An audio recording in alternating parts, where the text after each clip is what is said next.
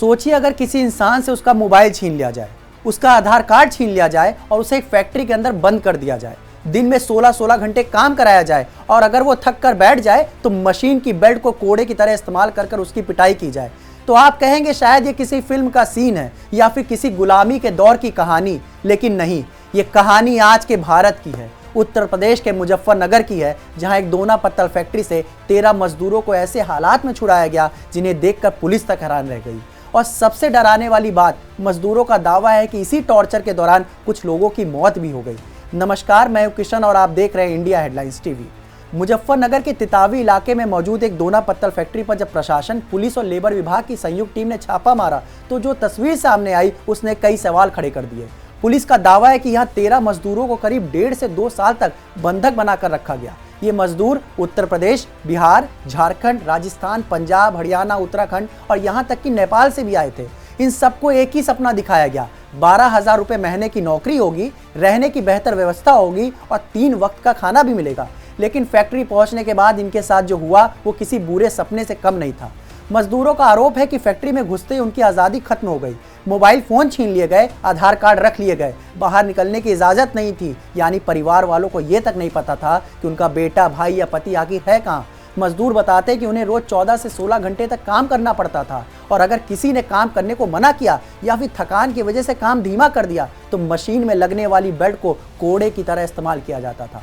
छुड़ाए गए मजदूर जगदीश कुमार ने मीडिया को अपना घायल कान दिखाया। उसका कहना है कि बेल्ट से इतनी बेरहमी से मारा गया कि कान तक जख्मी हो गया। लेकिन कहानी सिर्फ मारपीट तक सीमित नहीं है। एक मजदूर सोनू चौहान ने ऐसे आरोप लगाए कि जिन्हें सुनकर रूह कांप जाएगी। सोनू का कहना है कि मुख्य आरोपी अंकित बलियान अपने पास हथियार रखता था, विरोध पर जान से मारने की धमकी दी जाती थी और कई बार मजदूरों के शरीर को गर्म लोहे से दागा जाता था। सोनू का दावा है कि टॉर्चर के दौरान कुछ लोगों की मौत भी हुई। उसने यहाँ तक कहा कि एक व्यक्ति के शव को बोरे में भरकर ठिकाने लगा दिया गया।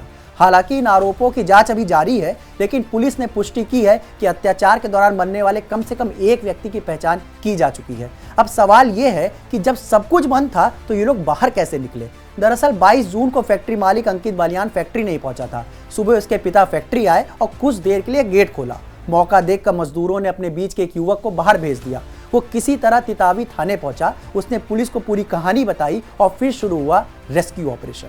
पुलिस, प्रशासन और लेबर विभाग की टीम मौके पर पहुंची, फैक्ट्री का दरवाजा खुला और अंदर से निकलने लगी वो कहानियां जो किसी को भी झकझोर सकती हैं। पुलिस का कहना है कि मजदूरों को फैक्ट्री से भागने से रोकने के लिए 2 पिटबुल कुत्ते भी रखे गए थे, यानी डर का ऐसा माहौल बनाया गया था कि कोई बाहर निकलने की हिम्मत भी ना कर सके।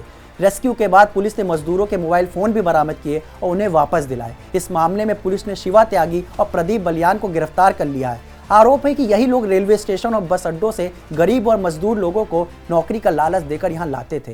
इन्होंने ये मिल गए वहाँ स्टेशन पे, अंकित नाम का आदमी, तो वो कहने लगा काम करोगे।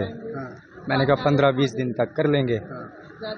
बढ़िया काम बताया, का मेहनत का काम नहीं है, बैठे बैठे का काम है जी। दोना पत्तल। कितनी तनख्वाह बताई थी? 12,000 रुपये। इसके बाद यहाँ लाया, लाके ताला बंद कर लिया। वही मुख्य आरोपी और फैक्ट्री मालिक अंकित बलियान अभी भी फरार बताया जा रहा है। उसकी तलाश जारी है। पुलिस ने गंभीर धाराओं में मुकदमा दर्ज किया है और कहा है कि दोषियों के खिलाफ कड़ी कार्रवाई की जाएगी।